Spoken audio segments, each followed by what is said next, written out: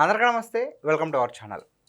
అసలు ఏ రాజకీయ పార్టీకైనా సరే అధికార ప్రతినిధి అంటే ఏంటి? సో, ఆ హోదాను పట్టుకుని ఎవరినైనా సరే దూషించొచ్చా? ఎవరినైనా సరే నోటు ఎంతొస్తే అంత బూతులతో తిట్టొచ్చా? ప్రెజెంట్ అయితే అధికార ప్రతినిధి అంటే ఇంతేనా అని చెప్పేసి ప్రజల్లో ఒక అసహనం అయితే వస్తుంది. మరి ఈ అంశం పైన మనతో పాటు విశ్లేషించడానికి ఉన్నారు NRI TDP organising secretary Venugopal Reddy గారు. సార్ నమస్తే అండి. నమస్కారం. సార్, ఈ మధ్య కాలంలో చూసుకుంటే కూటమి ప్రభుత్వం అధికారంలోకి వచ్చిన తర్వాత మరి వైసీపీ పార్టీలో అధికార ప్రతినిధి అనే ఒక ట్యాగ్తో చాలామంది రాజకీయంగా విమర్శించిన వాళ్ళు ఉన్నారు, వ్యక్తిగతంగా కూడా విమర్శించిన వాళ్ళు ఉన్నారు. అయితే రీసెంట్గా మరి నాగార్జున యాదవ్ అనే ఒక వ్యక్తి మన రాష్ట్రం కాకుండా కాస్త హద్దు దాటి సో మన పక్క రాష్ట్రం సీఎం అయినటువంటి రేవంత్ రెడ్డి గారి పైన కూడా కొన్ని అనుచిత వ్యాఖ్యలు కూడా చేయడం జరిగింది. సో అతన్ని అరెస్ట్ చేస్తే ఇప్పుడు అతన్ని కూడా సపోర్ట్ చేస్తూ కారుమూరి వెంకటరెడ్డి కావచ్చు, లేదంటే శ్యామల గారు కావచ్చు, ఈ విధంగా సపోర్ట్ ఇస్తున్నారు. సో ఈ ఎంటైర్ వివాదం మీద మీ అభిప్రాయం ఏంటి అసలు? ముందుగా మీకు ఛానల్ సభ్యులకి నమస్కారం. నమస్కారం సార్. ఒక్కటి చెప్పాలి బ్రదర్, ఇక్కడ ఏంటంటే అధికార ప్రతినిధి అనేది పార్టీ ఇచ్చే హోదా. దేనికోసం ఇస్తారు? పార్టీ సిద్ధాంతాలని ప్రజలకు తీసుకుపోవడం కోసం, లేకపోతే అధికారంలో ఉన్న పార్టీ అయితే అధికారంలో మీరు ఏం చేస్తున్నారు, అభివృద్ధి ఏం చేస్తున్నారు, సంక్షేమం ఏం చేస్తున్నారు, అది ప్రజలకు తీసుకోవడం కోసం. ఒకవేళ ప్రతిపక్షంలో ఉంటే, అధికార ప్రతినిధి హోదాలో ఉంటే, ప్రభుత్వం చేస్తున్న ఏదైనా తప్పుడు పనులు, ఏదైనా చిన్న చిన్న పొరపాట్లు ఉంటే వాటిని గురించి ప్రశ్నించడం కోసం. మరి ఈరోజు వైసీపీ అధికారం లేదు. గతంలో అధికారంలో ఉన్నప్పుడు అధికార ప్రతినిధులు ఉన్నా కూడా లేనట్టే. ఎందుకంటే Jaganmohan Reddy one man show నడిచింది అంతా కూడా. ఈరోజు వైసీపీ అధికార ప్రతినిధులు అని చెప్పుకొని కొంతమంది బయటకు వచ్చి వాళ్ళ స్వలాభం కోసం, వాళ్ళ ఎలివేషన్స్ కోసం కొంతమంది మరీ దారుణంగా తయారైపోయినారు. ఎట్లా తయారైనారంటే వీళ్ళని చూస్తే అధికార ప్రతినిధి అంటే ఇదే దరిద్రంగా ఉంటారన్న మైండ్ సెట్కి వచ్చేసింది ఈరోజు పరిస్థితి. నేను కూడా గతంలో పనిచేసిన అధికార ప్రతినిధి ఎన్ఆర్ఐ టీడీపీ విభాగంలో మేము ఎప్పుడు కూడా మరి మా స్థాయి మర్చి మాట్లాడలే, ఎప్పుడు కూడా బూతు పురాణం తీసుకోలే, ఎప్పుడు కూడా సబ్జెక్ట్ని డివైడ్ చేసి మాట్లాడలేదు. ఏదో ఉంటే సబ్జెక్ట్ పరంగా మాట్లాడాం. గతంలో జగన్మోహన్ రెడ్డి గారు అధికారం ఉన్న రోజుల్లో చేసిన తప్పుల గురించి ప్రశ్నించినాం. గతంలో జగన్మోహన్ రెడ్డి గారు చేసిన అవినీతి గురించి మాట్లాడడం తప్ప ఏ రోజు కూడా క్యారెక్టర్ అసోసియేషన్ కానీ, మహిళల్ని కించపరిచే విధంగా మాట్లాడడం కానీ, లేకపోతే రాష్ట్రంలో ప్రజల్ని ఈరోజు అబాసుపాలు చేసే విధంగా మాట్లాడిన పరిస్థితులు లేవు. కానీ ఈరోజు పరిస్థితి ఎలా ఉందా వైసీపీ అధికార ప్రతినిధులు అంటే? ఖచ్చితంగా లేదని చెప్తాను. మీడియా సమావేశాలు అవ్వచ్చు, రోజు మార్నింగ్ డిబేట్స్లు అవ్వచ్చు, ఈవినింగ్ డిబేట్స్లు అవ్వచ్చు, లేకపోతే వాళ్ళు పెట్టే ఏదైతే కొన్ని పోస్టులు ఉంటాయో చాలా దరిద్రమైన పరిస్థితి ఉంటుంది. ఎందుకు ఈ మాట అంటున్నా అంటే, నేను కూడా చాలా ఛానల్లో చూస్తుంటాను. డిబేట్స్కి వచ్చినప్పుడు సబ్జెక్ట్ ఉండదు, కేవలం వితండవాదం చేయడం, కేవలం అటాకింగ్ మోడ్లోకి రావడం, కేవలం వాళ్ళు ఏంటంటే అంటే కూటమి ప్రభుత్వాన్ని ఏదో ఇరికించాలన్న ప్రయత్నంలో భాగంగా ఏదో మాట్లాడతారు తప్ప ఒక సబ్జెక్ట్ క్లారిటీగా అర్థం చేసుకొని దాని స్థితిగతులు తెలుసుకొని దాన్ని కరెక్ట్గా మాట్లాడే బేసిక్ కామన్ సెన్స్ వైసీపీ అధికార ప్రతినిధులకు లేదు. సో అటువంటి వారికి ఎందుకు ఆ హోదా ఎందుకు జగన్మోహన్ రెడ్డి గారు ఇస్తున్నారు? జగన్మోహన్ రెడ్డి పార్టీ అనేది ఒక క్రిమినల్ పార్టీ. క్రిమినల్స్ ఎంకరేజ్ చేయడం అనేది, క్రిమినల్స్ని పెంచి పోషించడం అనేది జగన్మోహన్ రెడ్డి పార్టీ డిఎన్ఏలో ఉంది. దానిలో భాగంగా ఈరోజు నాగార్జున యాదవ్ అనే వ్యక్తి ఆ పిల్లోడి స్థాయి మర్చి, నాగార్జున యాదవ్ అనే పర్సన్ ఒక నార్మల్ పర్సన్, ఒక అధికార ప్రతినిధి. నీ వయసు ఎంత, అవతల మాట్లాడిన వ్యక్తి వయసు ఎంత, నీ స్థాయి ఏంటి, ఆయన స్థాయి ఏంటి? ఈరోజు ఒక చీఫ్ మినిస్టర్ స్థాయి వ్యక్తి, చీఫ్ మినిస్టర్గా పనిచేస్తున్న వ్యక్తి రేవంత్ రెడ్డి గారు, ఈరోజు ఆయన ఏ స్థాయి నుంచి వచ్చాడో నీకు తెలుసు. ఆయన ఎంత కష్టపడితే ఈరోజు ఆ పదవిలోకి వచ్చాడు నీకు తెలియదు, తెలుసో తెలియదు నాకు తెలియదు. కానీ రాష్ట్రంలో కానీ లేకపోతే 2 తెలుగు రాష్ట్రాలు అందరికీ తెలుసు రేవంత్ రెడ్డి గారు ఏంటి అనేది. ఆయన గురించి మాట్లాడుతున్నప్పుడు కొంచెం బుద్ధుండి మాట్లాడాలిగా. ఆయన వాళ్ళ మనమడికి ఏదో పూరి చేసుకున్నాడయ్యా. అది ఎవరైనా ఫ్యామిలీలో ఒక అధికారంలో ఉన్నా, ప్రతిపక్షంలో ఉన్నా, రాజకీయంలో ఉన్నా, బిజినెస్లో ఉన్నా, ఉద్యోగం చేసినా ఫ్యామిలీ టైం అనేది కామన్. ఫ్యామిలీ టైంలో భాగంగా వాళ్ళ మనమడు ఏదో కోరిక ఉన్నది, ఆ కోరికను తీర్చినాడు. నీకెందుకు మధ్యలో దూల, నీకెందుకు అంటున్నా? జగన్మోహన్ రెడ్డి గారు చేసినప్పుడు మేమేం మాట్లాడామా? జగన్మోహన్ రెడ్డి గారు ట్రిప్పులు లేకపోతే లోపల ఇంట్లో చేసి నీకు తెలుసా? తెలియదుగా. ఆయనకు దమ్ము ధైర్యం ఉంది కాబట్టి ఓపెన్గా వాళ్ళ మనమడికి చేసిన ఫుడ్ వీడియో బయటకు పెట్టుకున్నాడు. ఆయన హ్యాపీగా ఫీల్ అయినాడు. నీకు ఏమాత్రం బుద్ధి జ్ఞానం ఉంటే, అరే ఒక చీఫ్ మినిస్టర్ స్థాయిలో ఉన్న వ్యక్తి మనమడి కోసం టైం స్పెండ్ చేసినాడు, ఫ్యామిలీ కోసం టైం స్పెండ్ చేసినాడు అని చెప్పి పాజిటివ్గా చూపించిన ప్రయత్నం చేయి.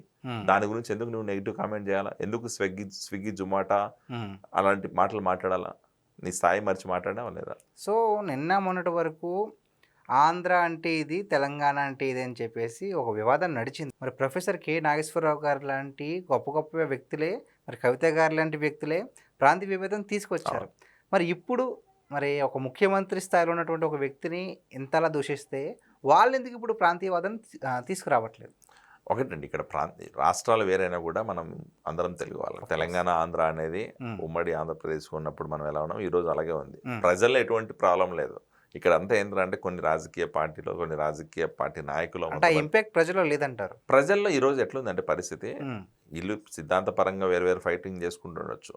ఇప్పుడు నేను ఆంధ్ర వ్యక్తిని, హైదరాబాద్లోకి వెళ్ళి ఉద్యోగం చేసుకుంటున్నాం, హైదరాబాద్లోకి వెళ్ళి వ్యాపారం చేసుకుంటున్నాం. తెలంగాణలో మనల్ని ఆపట్లేగా. తెలంగాణలో వచ్చి ఈరోజు విజయవాడ ప్రాంతంలోనైనా, రాయలసీమ ప్రాంతంలోనైనా, లేదా శ్రీకాకుళం ప్రాంతంలోనైనా చాలా మంది పని చేస్తుంటారు.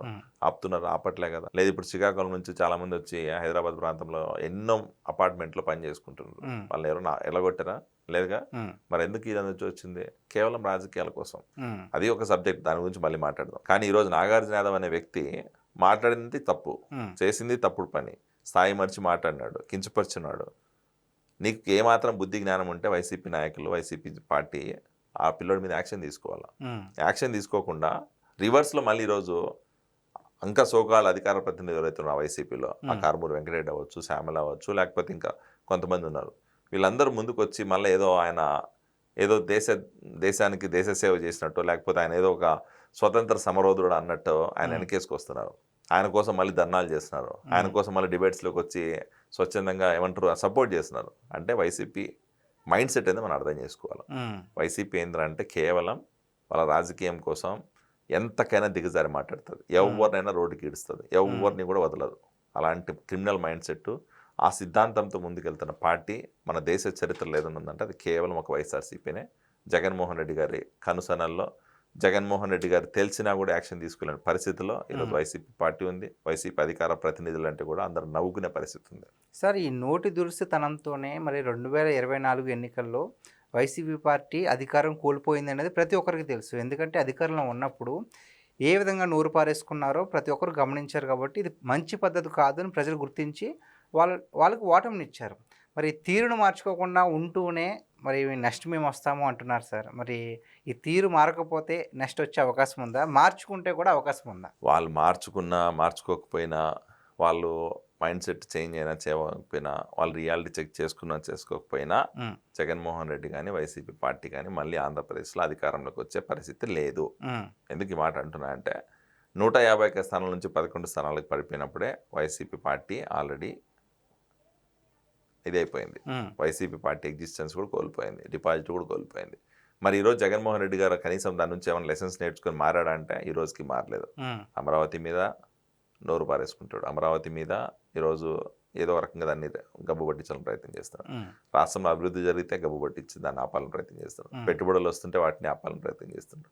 యువతకు ఉద్యోగ అవకాశాలు ఇచ్చి డిఎస్సీ చేస్తే దాని మీద అపోహలు కల్పిస్తున్నాడు. అలాగే ఈరోజు రాష్ట్రంలో సంక్షేమ సూపర్ 6 హామీలు అమలు చేస్తే దాని మీద కూడా నెగిటివ్ ప్రచారం ప్రాపగాండా చేస్తున్నారు. మరి ఇలాంటి వాళ్ళని ఎలా నమ్ముతారు బ్రదర్? నమ్ముతారా? ప్రజలు మళ్ళీ ఇంకోసారి ఓటేస్తారు ఈ మనిషికి. ఆల్రెడీ 11 స్థానాలకు వచ్చినాడు. మరి ఏ నమ్మకంతో అంత నమ్మకం కాదు అది. అదేంద్రంటే ఇప్పుడు నాయకుడు అనేవాడు ఎట్లుంటున్నాడంటే ఆయన మునిగిపోతున్నా కూడా పార్టీ అనేవో లేకపోతే ఆయనకు వెనకున్న సైన్యానికి ధైర్యం చెప్పాలని ప్రయత్నం చేయడం అనేది కొంతమందికి ఉంటుంది. జగన్మోహన్ రెడ్డికి మొండి ధైర్యం ఉంది, అది కాదని చెప్పలేను. ఆ మొండి ధైర్యంతో ఏంటంటే ఈరోజు మేము అధికారంలోకి వచ్చేస్తాం అని చెప్తున్నాడు. బట్ సొంత కోటరీలో వైసీపీలో ఉన్న ముఖ్యమైన నాయకులు కూడా ఆ మాట విశ్వసించే పరిస్థితి లేదు. సొంత పార్టీ నాయకులు కూడా ఈరోజు అధికార ప్రతినిధులు కూడా వెనకపోతే అరే మనం ముందుకొచ్చి మాట్లాడుతున్నాం, వెనకపోక జరిగే పరిస్థితిలో మనం ఎప్పుడు అధికారంలోకి వచ్చేదని చెప్పి వాళ్ళు లోపల మాట్లాడుకునే పరిస్థితి, భయపడే పరిస్థితి ఉంది. మేకపోతు గాంభీర్యం ప్రదర్శించడంలో వైసీపీ నాయకులు మించడం లేరు ఈరోజు. ఆ గాంభీర్యం మాత్రమే బయట ఉంది. రియాలిటీలో వాళ్ళందరికీ కూడా ప్యాంటు దర్చిపోతుంది, అది సంగతి. సో మరి ఇక్కడ చూస్తే కనుక మరి ఆంధ్రప్రదేశ్లో వైసీపీ వాళ్ళు కానీ లేదంటే వైసీపీ నేతలు కానీ కూటమి నేతల మీద నోరు పారేసిన పెద్దగా పట్టించుకోవట్లేదు అని ఒక వస్తుంది, ప్రజల్లో కూడా అసహనం వస్తుంది. ఇన్ని మాటలను ఎందుకు పట్టించుకోవట్లేదు అని చెప్పేసి. మరి తెలంగాణ ప్రభుత్వం వారు వెంటనే యాక్షన్ తీసుకున్నారు. సో డిఫరెన్స్ ఏంటంటారు అసలు? ఒకటి బ్రదర్, ఇక్కడ ఒకటేంటంటే ఆంధ్రప్రదేశ్ రాష్ట్రంలో ఈరోజు కూటమి ప్రభుత్వం ఎలా ఉందంటే నిర్వీర్యమైన ఆంధ్రప్రదేశ్ని మళ్ళీ ఈరోజు అభివృద్ధి ముందుకు తీసుకురావాలా, దారి తప్పిన ఆంధ్రప్రదేశ్ అభివృద్ధిని పట్టాలెక్కించాలా, గాడిలో పెట్టాలనే ఉద్దేశంతో కూటమి ప్రభుత్వంలో నాయకులు పవన్ కళ్యాణ్ గారు, చంద్రబాబు నాయుడు గారు, నారా లోకేష్ గారు పనిచేస్తున్నారు. అవును. ఈరోజు వైసీపీ సిద్ధాంతం ఏంటంటే దీన్ని బ్రేక్ చేయాలా, దీన్ని ఎలాగోలా ఆపాలా. అని చెప్పే ప్రయత్నంలో ఈ మ్మ్. కుట్రలు చేస్తూ ఉంది. మ్మ్. ఈ కుట్రలకి వీళ్ళు మాట్లాడుతున్న ఈ పనికి మాలిన మాటలకి సమాధానాలు ఇచ్చుకుంటా పోతే, కౌంటర్లు ఇచ్చుకుంటా పోతే మ్మ్. రాష్ట్రం ఏ రోజు కూడా గాడిలోకి రాదు.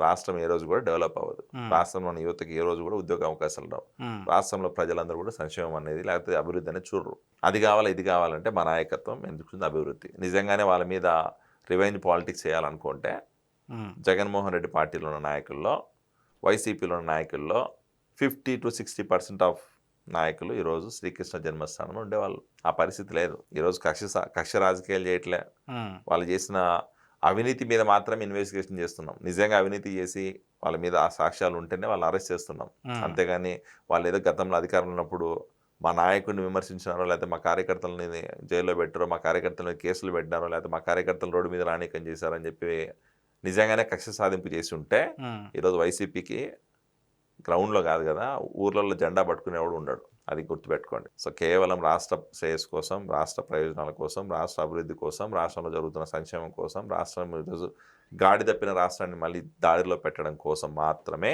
ఈ వైసీపీ చేస్తున్న దుర్మార్గాలన్నింటినీ పక్కన పెట్టాను కొద్ది రోజులు. మ్మ్. ఖచ్చితంగా రాబోయే రోజుల్లో వాళ్ళ మీద యాక్షన్ ఉంటుంది, దాంట్లో డౌట్లే. ఓకే, చూసారు కదండి. అధికార ప్రతినిధి అంటే పార్టీ సిద్ధాంతాలను ప్రజల్లోకి తీసుకెళ్ళి ప్రజలకు దగ్గరగా ఉండడం. అంతేగాని ఈ విధంగా నాగార్జున యాదవ్ లాంటి కొంతమంది వ్యక్తుల్లాగా నోటికి ఎంత వస్తే అంత మాట్లాడడం కాదు అని చెప్పేసి వేణుగోపాల్ రెడ్డి గారు చెప్తున్నారు. మరి ఈ వీడియో పైన, ఈ అంశం పైన మీ విలువైన అభిప్రాయాన్ని కామెంట్ రూపంలో తెలియజేయండి. Thank you sir. Thank you.